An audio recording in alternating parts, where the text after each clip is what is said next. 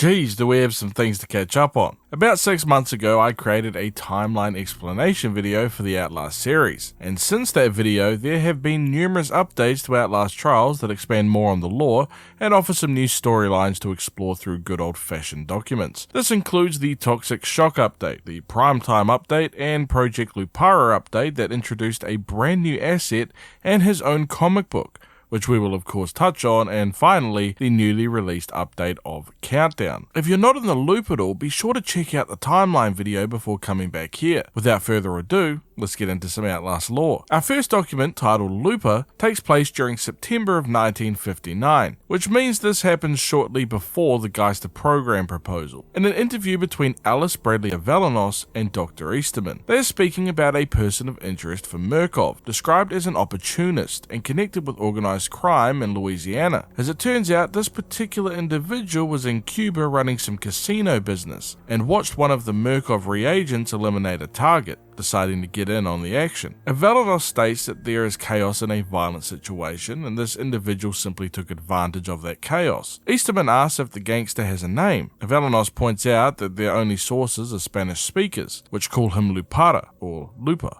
Easterman points out that lupa means magnifying glass in Spanish, while Avellanos states that it means wolf in Italian. This comment by Avellanos confuses me a little, since I get that it's supposed to sound badass, but it's literally just stated that the sources are Spanish speakers, not Italian speakers. So why would they be meaning the Italian interpretation instead of the Spanish interpretation? I'm sticking to magnifying glass. The conversation continues as Easterman is concerned that the Cuban fiasco could be pinned on Lath, but reiterates that the agency, meaning the CIA, got what they ordered. They have their targets eliminated, and now they're just being nitpicky. Easterman continues to be frustrated as Avellanos reminds him that Murkoff is not beholden to agency funding, mentioning that the board could unlock other accounts if they offer opportunities involving opiates. And where would they get access to these opiates, you might ask? Through American organized crime in Cuba, specifically the Mafia. And our individual that was described as Lupa, well, there are some Murkoff contacts that believe that he has a Mafia element to him. Avellanos mentions that out of the 8 people that were killed in the Cuba incident, only one of them was due to the Murkoff reagent. The other 7 were done by this opportunist. A few days later, we get a letter exchanged between Alice Avellanos and Clyde Perry. It states that the CIA lost track of Franco Barbie in Miami,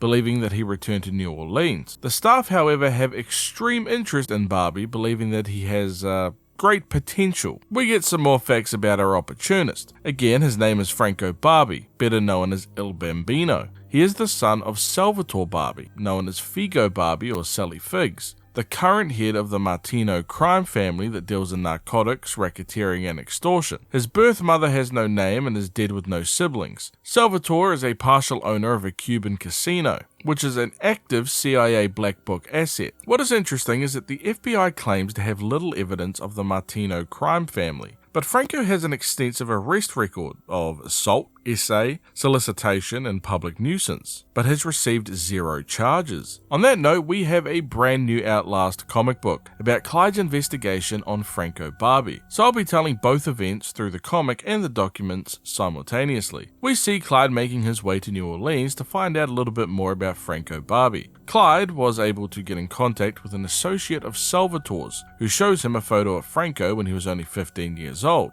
looking like the damn Joker. The photo was taken with his father after Il Bambino punched some guy's ticket. At 12 years old, he takes his dad's shotgun and kills a guy that owed his old man money. The shotgun jumps back and breaks Franco's face, cheekbone, eye socket, teeth. He essentially got haymakered by a shotgun. He wasn't much of a looker beforehand, but now it's a whole new level of ugly. The guy mentions how it was the only time that he ever saw Salvatore hug his kid, or even act proud of him in any way. During his teenage years, Franco would go on to become his father's triggerman, sawing off a beautiful old shotgun, ruining it, but was awfully effective. A month didn't go by without hearing about another person winding up dead, chewed up like a dog toy. But Franco began getting more and more insane, killing guys for no reason, or just killing working girls. Apparently, he couldn't get it up, and he compensated with the shotgun. Before long, he whacked so many guys that his dad couldn't even keep the cops at bay anymore. Salvatore would then go on to send Franco to Miami to help their mutual friends in the Cuba situation, or so the stories go.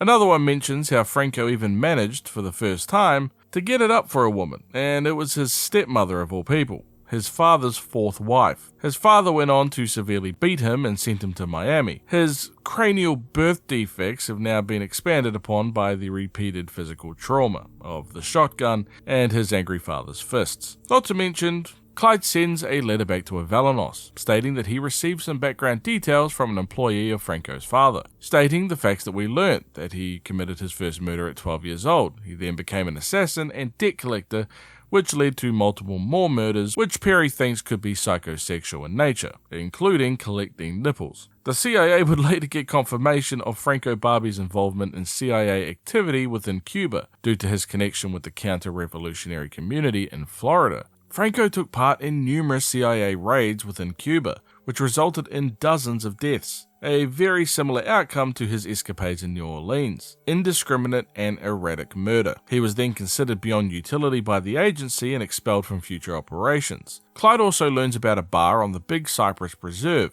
and is able to confirm over 20 murders and unauthorized anti-Castro raids in Cuba. The bar in question is called the Gator Hook Lounge, a shack that consists largely of hunters, drunks, and hookers. Perry went in to investigate and quickly became friends with some of the local lady workers. They would go on to tell Perry about Franco's extracurricular appetites, including that he's limp where it counts and he's eager for the business end of a high heel. And despite his wealth, these women were not a fan of his appearance and or hygiene, and quite frankly, not so sure of their own safety. And to be honest, I can hardly blame them. They do mention that only one woman could handle him, called Jenny, and that another girl called Mindy went off with him one day and was never seen again. Perry would then go on to stake out the working place of Honey Island Jenny, the prostitute with connections to Franco. After 3 hours, screams could be heard from inside the hotel, and the desk clerk went to respond to the noise complaints. This innocent desk clerk, by the way, is currently being held as a witness and will either be volunteered for the Senyala facility or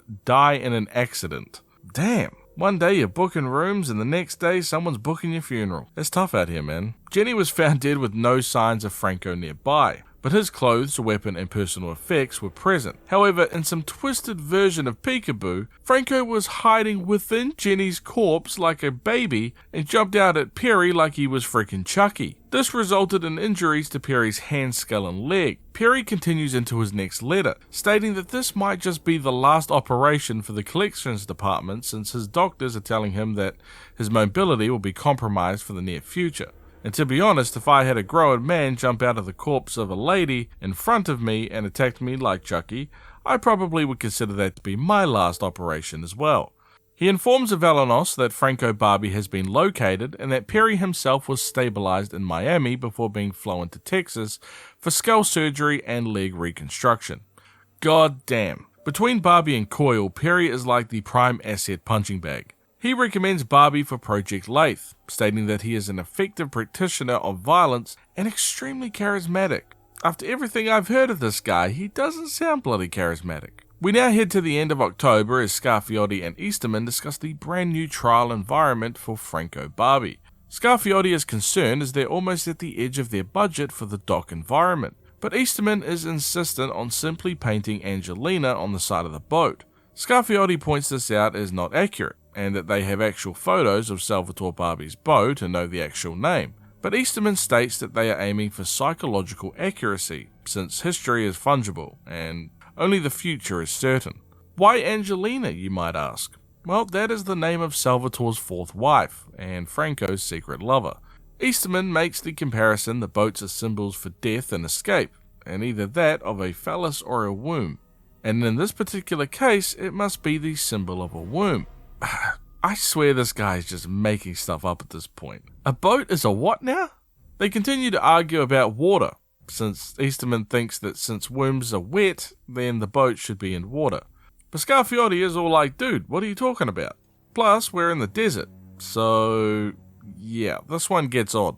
Avelanos gets in contact with Scarfiotti, stating that the new dock environment must be a fully functioning heroin refinery that is capable of being operated by the Senyala reagents, since they're now dealing in opiates. Near the end of November of 1959, we see an interview between Clyde Perry and our favourite rig upgrade specialist, Cornelius Noakes. Perry asks Noakes about his actions during September, to which Noakes replies that he didn't even know what month it currently is. Perry explains that Murkoff has found leaked classifications for ex-pops within the trials, except one, the Night Hunter. So, Perry checked the registry and found out that in September of 1958, Noakes checked out all of the files on the Night Hunter archetype. Noakes states that he only pulled out the specs because the night vision goggles are slapped together with tape and chewing gum, so he wanted some help keeping them running, but clarifies that he knows nothing about any missing files, telling Clyde to take that crap elsewhere. Perry accepts that Noakes didn't do it, and asks if he instead saw something suspicious, which is a bit of a silly question, since Noakes hasn't trusted anything since he arrived in 56. Noakes asks Perry what the date is today. Perry responds that it's Thanksgiving of 1959, which surprises Noakes. Perry exits the room, and the final recorded sounds were of a possible weeping from Noakes. Damn. See, that's me every year as a non-American, seeing those Thanksgiving dinners each year and knowing that you'll never get a slice of that damn turkey. I feel your pain, Noakes. We now head into December with our favourite journal writer, Easterman. He is frustrated by the fact that he is constantly being asked to prove himself, not to mention that the board must understand that Murkoff must evolve with the reagents, and extra costs are just part of that. He goes on to say that he spoke with a colleague in the observation room today, and he saw snakes surrounding his head every time he blinked, asking who will doctor the doctor, before saying that he just needs to relax and blow off some steam. Thankfully, it's almost Christmas time. Our next journal entry is called Hangover, which is probably the most relatable journal entry thus far. And if it doesn't mention the sentence, "I'm never touching alcohol again in my life," I will be upset. This is the very first documentation that is titled in the new year of 1960. He mentions how he's had a 3-day hangover. Tequila shots. Am I right, Easterman? I've been there, brother. I feel your pain. Except for the part that your hair begins falling out, and also the 3-inch growth in your forehead. Tequila is strong, but not that strong. He feels that he shouldn't have trusted any beverage at a Murkoff party, saying that the new year began in the company cafeteria, but moved quickly downstairs. Everybody wanted to see the new prime asset and decided to celebrate with some concoctions from the pharmacy. He believes that staff members, along with himself, did things to the anethanized reagents that will cause him to be harshly judged by his maker. Whoa, Easterman, I'm going to need you to elaborate on this one, my guy. If we're talking like typical party pranks, you know, the drawn-on moustache or the drawn glasses, that's one thing, but the way that this reads has me worried. I knew you were an evil SOB, but you've gone up a stage. Avelinos and Scarfiotti left the party early in the evening, which Easterman thinks that they're just simply plotting his downfall before being just a, straight-up racist. He goes on to say that he had a drunken conversation with a man named Sidney Gottlieb. Remember that this is the person behind the CIA operation of MK Ultra. Easterman is concerned that he made a fool of himself, since Gottlieb was sober at the time, minus the LSD of course. He even spoke to Easterman about the virtues of goat milk yogurt in Bhagavad Gita. Nice. Minus the hair loss part of course. Our next entry shows what our hair culprit loss is. Thallium. Found within Easterman's coat pocket that he wore to the party. Now for a quick lesson. This little thing here is thallium, which is a metal found in the Earth's crust. It can however be created as a byproduct of smelting other metals, but it stopped being produced in the US in 1984, a whole 24 years after the events of this journal entry. Now thallium is dangerous when exposed to high levels of it, normally through breathing. Thallium poisoning can lead to numbness in the fingers and toes, vomiting, diarrhea, and even temporary hair loss. It also affects the nervous system, lungs, heart, liver, and kidneys. You know, the important stuff. And in some cases even results in death. However, from everything I have found, it normally takes a lot of exposure to have these effects, either through breathing like I mentioned earlier, or through consumption. So that thallium has either been in Easterman's pocket for a very long time, or somebody slipped it into his food or drink in a high dose for his hair to be coming out in clumps. Anyway, back to the journal entry. He thinks that Gottlieb could be responsible, or maybe Scarfiotti. But then again, Miss Barlow also has access to thallium as well. There's enemies everywhere. He is attempting to leach out the poison from his system, and is quite frankly devastated about his hair. We now get an interview between Gottlieb and Scarfiotti. Gottlieb has a concern regarding his observation of a trial within Signala. Apparently, Gottlieb's name was spoken aloud by one of the experimental population. This is concerning since Gottlieb avoids the public eye, so how would this patient know about him? Scarfiotti mentions how some of them are actually former Murkoff staff members that have succumbed to mental difficulties or become a security risk. Gottlieb is happy to hear that, before proposing a certain level of trust and discretion before asking Scarfiotti if anyone is listening in on the conversation. Scarfiotti assures him that nobody is. Oh, Scarfiotti, you lying dog, you. Gottlieb tells Scarfiotti that he has a weird feeling from Easterman, saying that he looks at him like he's going to pick his pocket. Scarfiotti shrugs this off, stating that Easterman is a paranoiac with a god complex. It's not that he's uncomfortable around Gottlieb,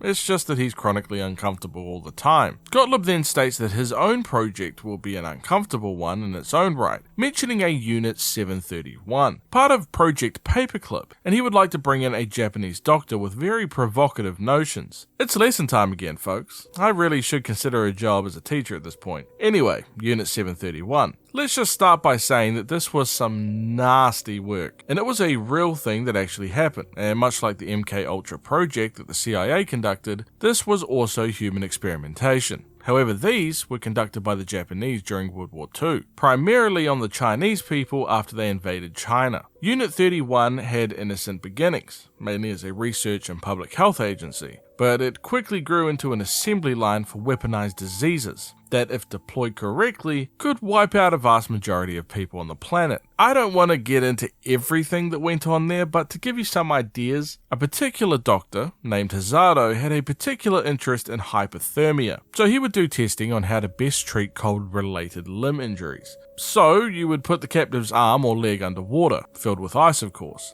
until it freezes solid, normally with ice coating the skin. He would then try rapid rewarming by pouring hot water over it or placing the limb next to a fire, or just leave them overnight to see if the body heat would do anything. Not to mention all the diseases that they would give to people to see how it affected their organs. While they were still alive, by the way. And quite honestly, these aren't even the worst. Most of them I can't even say here. So if you want to know more, you can look it up yourself, but understand that this is like the very depths of human nature. It is foul. Easterman hits us with another of his incredible journal entries, as he speaks about being told by the board to test a compound for Gottlieb. He believes that they are mocking him since Avelanos mentioned that he seemed blue this morning, which he views as not being a coincidence, since he has been taking Prussian blue the last 3 days to treat his thallium poisoning, which has resulted in constipation and horribly coloured stool. TMI, Easterman, TMI. Gottlieb is interested in the pusher archetype of the experimental population, particularly the concoctions that they blend together from amphetamines and LSD. He wants to recreate them in a more controlled environment, which Easterman thinks could be possible, since Gottlieb is clever and remarkably well funded. We now get an interview between Avelanos and Jun Kusamura, the Japanese doctor that Gottlieb recommended speaking to. It is stated that the translator was present and that the English transcription is the only thing transcribed, not the Japanese spoken word. Kusamura is interested if Murkoff is in possession of a drug called dihydrocodeine, the same drug that was in possession of Hermann Göring when he was captured by the Allies. Avelanos states that Murkoff could produce any type of methamphetamine that Kusamura could want, but he feels that there is a spiritual element to the quality of the drug produced in the final years of Nazi Germany that could not be recreated in peacetime. Oh yeah, that doctor has been helping himself to some of his own supply, if you know what I'm saying.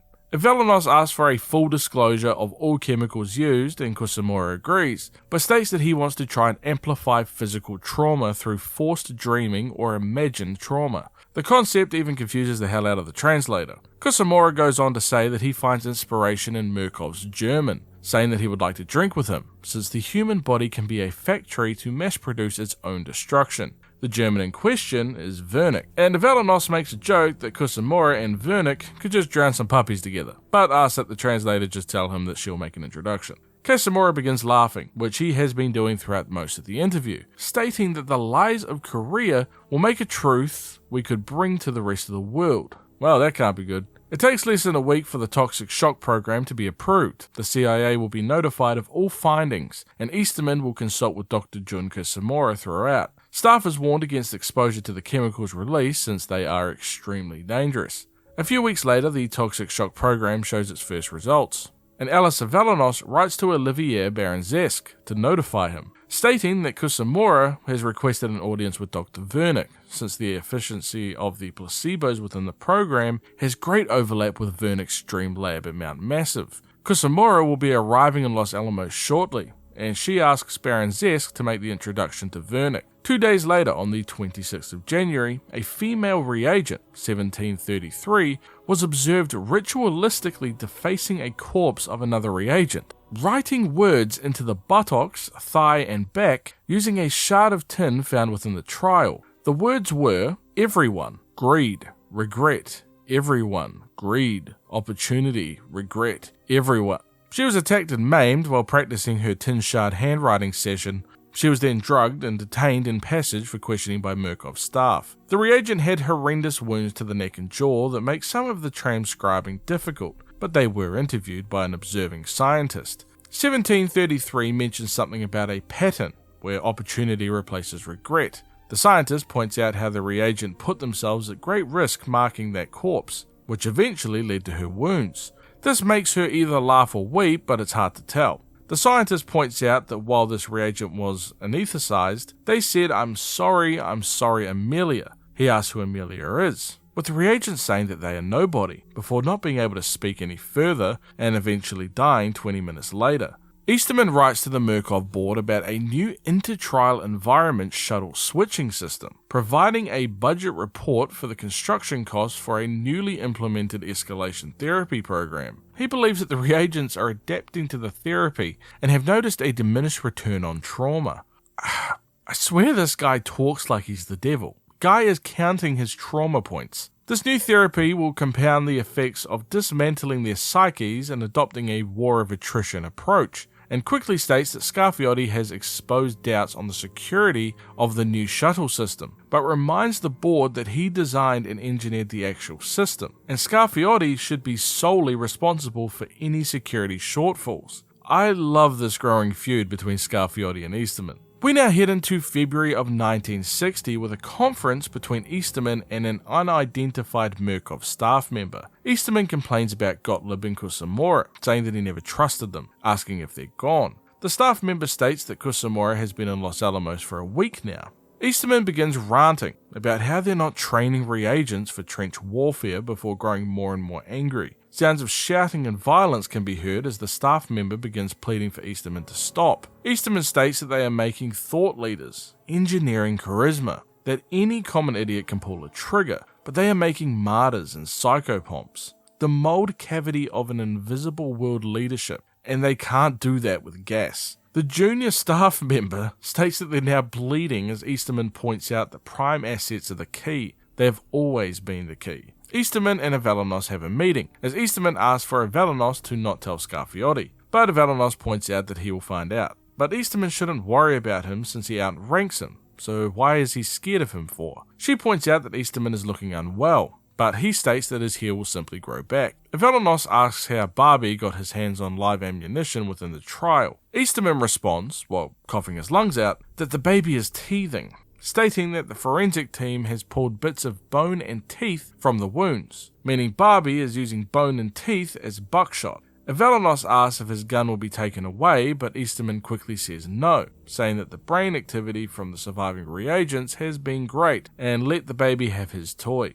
Back to journal time with Easterman. He speaks about NASA training apes for the Mercury program, saying that he needs to remember to get Avelanos to reach out to NASA for cheaper, more skilled and disposable pilots. Thinking of monkey pilots as just being simply ridiculous. He has been pondering Franco Barbie's gun, which he calls his totem, saying that there is an undeniable psychic pressure emanating from the barrel of the gun. I think Easterman may have been hitting the strong stuff with that Kusumura friend. He states how he had a junior scientist hold the empty weapon against his head until it lost some of its power. They then repeated it with the gun loaded and then loaded and cocked. Easterman goes on to describe that the psychic energy felt strongest when he was on his knees, with the barrel against the back of his skull, with the junior scientist refusing to put the gun into Easterman's mouth. This reminds Easterman that he needs to have that junior scientist move to cleanup. Jesus, Easterman really is that one boss that is just the absolute worst in every way possible.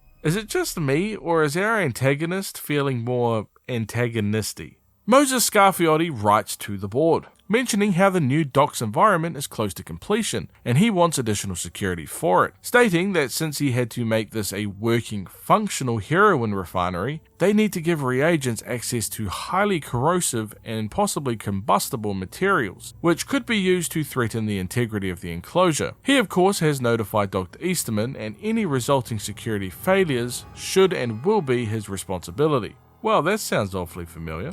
Next is a letter for all Project Lathe personnel, notifying them that former reagent 0877 will be observing the trials later this month, and to expect eccentricities in behaviour and hygiene. Oh god, back to Easterman's journal. It just doesn't have the same feeling anymore. The guy is tasting the barrel of Franco Barbie's gun, and that sounds like an innuendo, but it isn't. The rim has a metallic taste, copper, possibly blood, maybe even iron, but the gun is too large to fit comfortably in his mouth. But the pressure on his jaw was not unpleasant. What the? He's losing it. He had to take a few minutes to make himself presentable again for public view. Easterman is sneaking away into some dark corner somewhere, tasting gun barrels. Geez, I really need to reconsider how I word these things. He mentions how the twin barrels have a Brutus approximation of the eyes of a charismatic figure, demanding obedience, with a promise of power and efficiency, operating via mechanical imitations of sexual processes, impossibly amplified. He states that Franco's weapon left an indentation on his lips, invisible in the mirror, but he can still feel it now. It's difficult not to put it to his head just one more time. Oh my god, the innuendos were correct. Easterman is turned on by this guy's weapon. Gun, damn it. Avelanos and Easterman have another interview as Avelanos is annoyed how scientists are getting hurt, something that Easterman feels is always going to happen, stating that charisma is the tool post of Lathe and they must focus on the prime assets, since the archetypes are the architecture. In Gooseberry we have a mother, and in Coil a father. He proposes putting them together in trials, something that makes Avelanos smile, even though she's attempting to point out how irresponsible it would be, and how many reagents will likely die as a result. A conversation is had between Easterman, Scarfiotti, and Avelanos, with Scarfiotti stating that allowing Franco Barbie to have a firearm within the trial environment is idiotic. Easterman is not a fan of being called an idiot, and states that it is central to Barbie's ego. Scarfiotti points out that the trial is not designed for a firearm. Avelanos proposes to use blanks, but Easterman says that taking his gun away would be like castrating him, and not only him, but his father and grandfather as well, in one fell swoop. Yeah, rightio Easterman. Radio.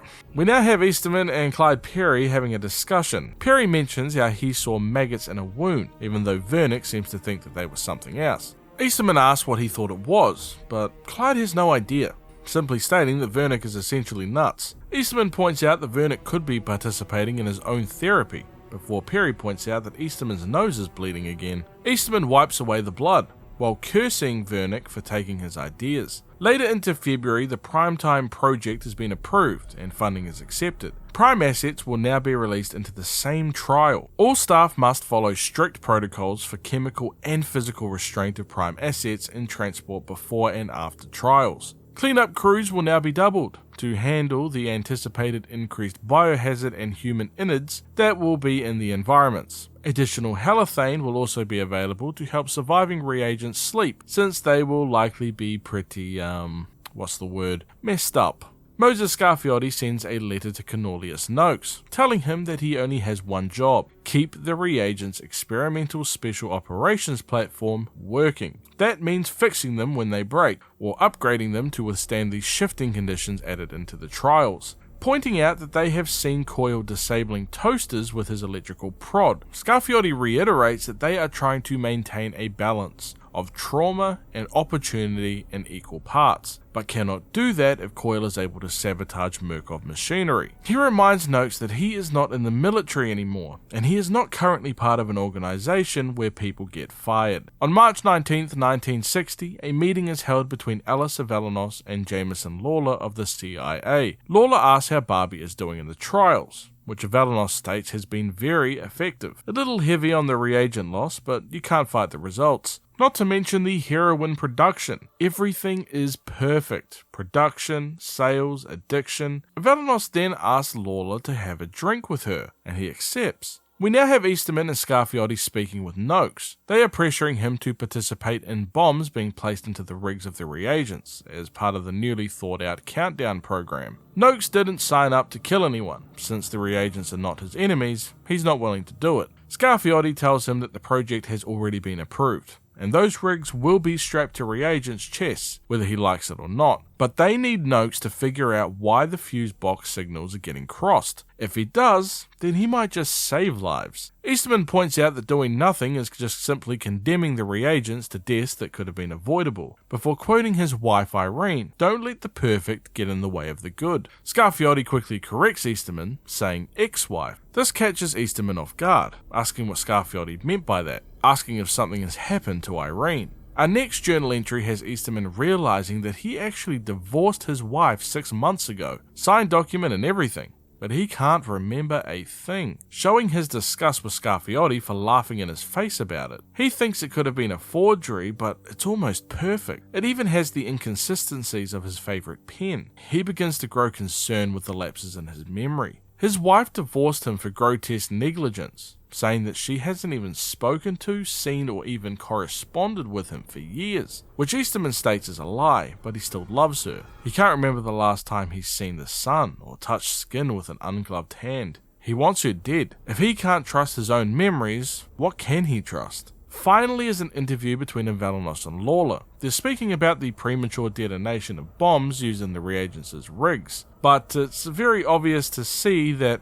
Avelanos is using it as an innuendo for, well, you could probably guess. Lawler points out that he thought they had a nice time before whispering to each other and laughing. Avelanos points out that the scientist thinks that they can train reagents to use fuses to extend the time before detonation, eliminating collateral damage, like what happened in Vietnam. Lawler points out that any reagent could just endlessly extend their bomb detonation, but Avelanos feels that it's just training wheels. Inside a context of suffering, detonation is a release. Delaying the inevitable is satisfaction denied. Easterman wants them to fetishize their own explosive release, something that Lawler asks to study further in private with Avelanos. Sounds of whispering and laughter can be heard as we have ourselves a little love affair between a Murkov and CIA employee. What could possibly go wrong? And with that ends the additional information released over the previous 6 months for Outlast Trials and the Outlast Timeline overall. If you've watched the video until the end, write the word Bambino to let me know. I appreciate it greatly, and I always have a blast with the Outlast lore, even with how messed up it is. I will of course keep an eye out on future updates for Outlast. Let me know if you would like small videos containing each update going forward as they come out, or bigger updates a bit like this one, maybe every 6 months or so. Alright guys, thanks again for watching. I'll be releasing a character explain next for Franco Barbie to go alongside our previous Prime Asset Explain videos of Gooseberry and Coil, so keep an eye out for that in the next few days. Until next time guys, peace.